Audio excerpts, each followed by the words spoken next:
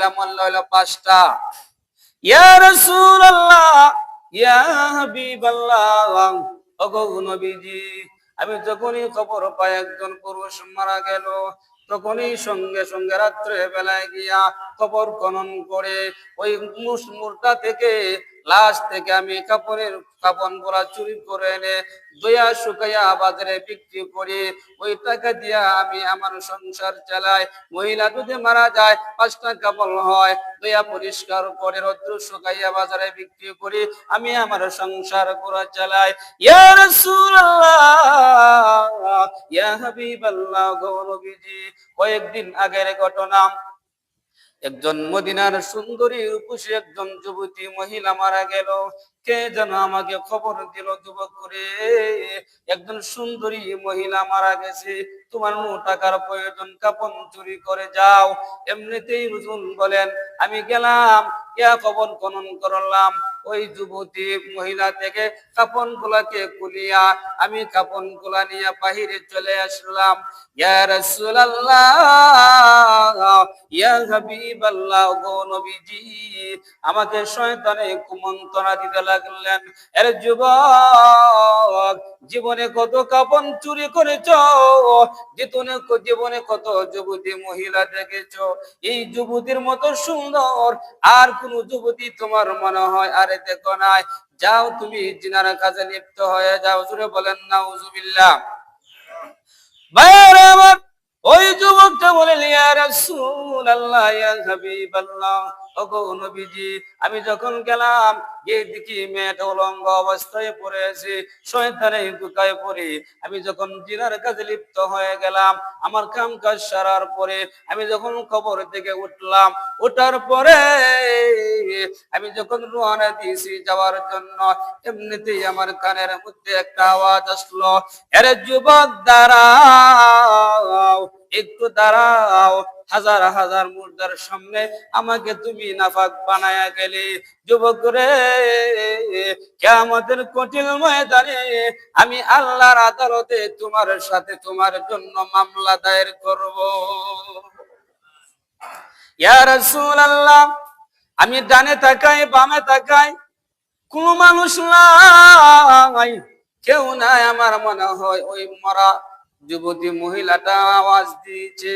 ওগুলো বিজি, যেই মুহূর্তে কথাটা বলেছে আমার অন্তরের মধ্যে বয়ে এসে গেল, ইয়া রাসূলুল্লাহ, ইয়া হাবিবাল্লাহ, গো নবীজি, জাহান্নামের আগুন আমি সহ্য করতে পারবো না।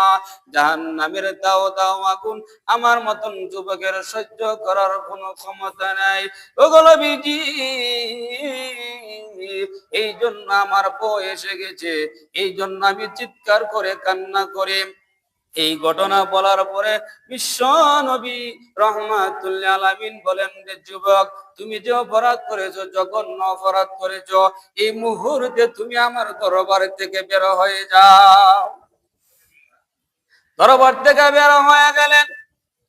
উনি আর বাড়িতে গেলেন না, সোজা জঙ্গলের দিকে দৌড় দিলেন। জঙ্গলাতে গিয়া বৃক্ষের নিচে সাজদা দিয়া কান্না করে এমন ভাবে কান্দে, যে কান্দার কারণে বস্তির লোকেরা আরামে ঘুমাইতে পারে না, পশু পাখি আরামে ঘুমাইতে পারে না, চিৎকার করে কান্দে। এই যুবকটা বৃক্ষের নিচে সাজদা দিয়া কান্না করতে লাগলেন। তার কান্নার আওয়াজে বস্তির লোকেরা ঘুমায় না। প্রভু গো, আমি যে অন্যায় করেছি, তুমি যদি মাফ না করো, বলো না কোথায় যাব, কার কাছে গিয়ে আমি আশ্রয় নিব। ও প্রভু, দুনিয়াতে দেখেছি বাবা আঘাত করলে মার কাছে যাওয়া যায়, মা আশ্রয় দে, মা আঘাত করলে বাবার কাছে আশ্রয় নেওয়া যায়। প্রভু, তোমার হাবিবের কাছে আমি গিয়েছিলাম, আমাকে তারাই দিয়েছে। আল্লাহ, এখন তোমার দরবারে হাজিরা, তুমি যদি তোমার গুনাহগার বান্দাকে বিদায় করে দাও, বলো না আমি আর কার কাছে যাব, কোথায় যাব, কার কাছে আশ্রয় নিব। ওই যুবকটা একদিন নয়, 2 দিন নয়, গোটা 40 দিন পর্যন্ত এমন ভাবে কাঁদতেছে, কাঁদতে কাঁদতে চোখের পানি শুকায় গেছে, চোখ দিয়ে রক্ত পড়তে লাগলেন। আল্লাহর দয়া এসে গেল, আল্লাহ জিব্রাইলকে পাঠাই দিলেন, জিব্রাইল যাও আমার নবীকে কয়েকটা গিয়া প্রশ্ন করো। আমার নবীকে প্রথম নম্বর প্রশ্ন করবা, এই পৃথিবীর মাখলুকের মালিক আমার নবী নাকি আল্লাহ? মাখলুকের মালিক কে? আরো যে মাখলুকের মালিক কে? আল্লাহ। 2 নাম্বার প্রশ্ন করো ভাই, এই পৃথিবীতে তো মাখলুক আমি আল্লাহ সৃষ্টি করেছি, ওই মাখলুকের রিজিক আমার নবী দেন নাকি আমি আল্লাহ রিজিক দেই? আমাদের রিজিক কে দেয়? আল্লাহ রিজিক দেয়। 3 নাম্বার প্রশ্ন হলো, জিব্রাইল রে আমার নবীকে গিয়া বলবা, কোন বান্দা যদি গুনাহ করে তওবা করে, তওবা করার কবুল কবুল করার মালিক আমার রাসূল নাকি আমি আল্লাহ? জিব্রাইল নবীর কাছে হাজির হয়ে গেলেন। জিব্রাইল বলেন, ইয়া রাসূলুল্লাহ, ইয়া হাবিবাল্লাহ, ওগো নবীজি, এই পৃথিবী সমস্ত মাখলুকাতকে সৃষ্টি করেছেন আপনি নাকি আল্লাহ?